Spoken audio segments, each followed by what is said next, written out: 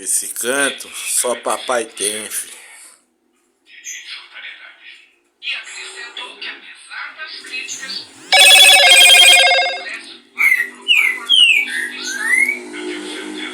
Perdido com Tado e Boi.